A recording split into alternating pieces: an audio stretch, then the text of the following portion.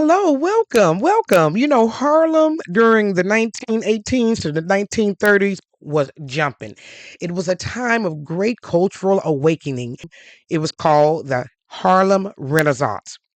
Now, during that era, there was music that changed the world, art that changed the world, and the black people really came to a new awakening of who they were artistically and as a culture. And it was during a time that liberalism really entered in because up until that time, conservatism really was a part of black culture. Family, church, school, mom, dad, it was really the picture of what blackness was. So with the Harlem Renaissance entered a new philosophy and thought and what blackness was and how it was defined. And the man who was behind this thought process and this change of how black people viewed themselves, viewed what family was and what they looked like in the world, was named Dr. Alain LeRoy Locke. He was the first black Rhodes Scholar, and it is a very prestigious designation. And not many black people are able to do it. But not only that, after he was became a Rhodes Scholar, another black man was not a Rhodes Scholar till another 30 or 40 years later. So this man's impact was significant on our culture, and I thought he'd be a great lecture for us. Allen was born on September the 13th, 1885, in Philadelphia. He is the only child, and his mom and dad came from a free family, so they were well to do. I venture to say he probably was mixed race based on what his mother looks like. I couldn't find a picture of his father. Now, his father's name was Pliny Ishmael, and he was the first black man to work for the post office in Philadelphia, which in those days was really a good job, as you well know. And then his mother's name was Mary Hawkins. Now, Mary was an educator, and this is where it is believed that Allen got his love for teaching. Now, when he was growing up, everyone called him Roy, but by the time he was 16, he decided his name needed to be Allen. He was an intellect. You see, he graduated second in his class in 1902 out of 107 students. Now, he graduated from Harvard in 1907 with a degree in philosophy, and that is the same year he was selected as a Rhodes Scholar to the University of Oxford. It would be 56 years until another black man was admitted to the Rhodes Scholar program. You see, they didn't know Allen was black. Now, allegedly there was some who knew he was black when he put the application in or when he was selected, but back in those days they didn't submit pictures, and with a name like Alain Locke they didn't know that he was black. So he shows up on the campus with his black self and whoa, all he double hockey sticks broke out. This black man on campus, none of the schools would admit him. So they wouldn't let him go to any of the schools within the camp on the campus. And not only that, they wouldn't even show up to events where he was present. So can you imagine being treated like a pariah? And this man was an intellect. He was a philosopher. And I believe this treatment also formed his philosophy around the Harlem Renaissance, telling blacks and letting blacks know that we are on that level. We are the best artists, we are the best singers, we are the most intelligent.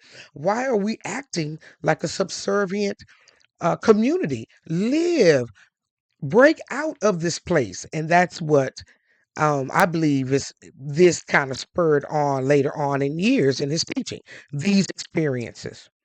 So finally, the Hartford College admitted him, and he studied philosophy, Greek, and literature.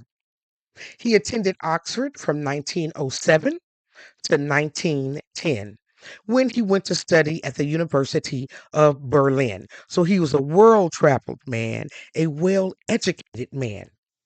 Now, Locke said that he felt the general mission of Oxford was to give him a liberal education. And we see that across the board. Most universities have liberal instructors, liberal students. And so that family, culture that we used to have as a culture, as a black community, has really been replaced by this liberal education. And Locke was really one of the leading forces in that. So if you think that's good or bad, that's up to you. But I'm just giving you a little history as to where it came from and why it continues and even grows stronger within the community. It's because they're not getting another view because most universities are liberal universities. He went on to teach at Howard University beginning in 1912, and in 1918, he received his PhD in philosophy. Now, he would go on to become the chair of philosophy of Howard University, but in 1925, he was dismissed for demanding equal pay for African Americans. You see, Howard was actually founded by a white man in 1867. His name was Major General Oliver Otis Howard. So, he was the president. So that's one thing we have to understand as well. These black universities, perhaps the teaching to break up the family and to get rid of some of the conservative views that were there and that held families together, businesses together, and communities together, and that defined our culture. It needed to be broken up and replaced by this liberal point of view.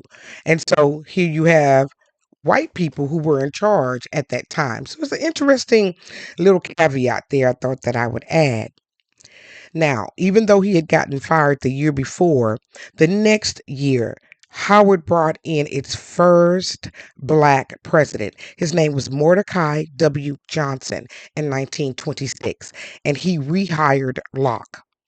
So Locke went on to teach an illustrious career there at Howard University. I was telling you he was a well-traveled man. Look at some of his African art. And that's where he really was the patron of the arts. He loved art, he loved music, and you see it here, beautiful African art. He was also a teacher to some of the most prolific people that we know today, like Dr. Martin Luther King, like one of his mentees was Zora Neale Hurston and Ozzie Davis. So this man, again, hidden in history a lot of times, was a very important person and an important voice in the Black movement. He became known as the father of Harlem after he wrote an article, and then it went on to be a book called The New Negro. And it was originally called Harlem Mecca of the New Negro. His belief was that race was not hereditary, but a social construct.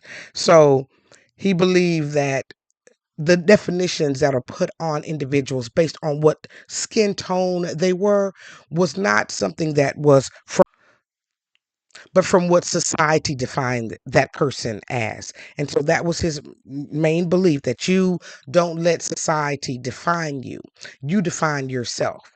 And so he worked a lot on that. He believed that Black people were socially equal to other races.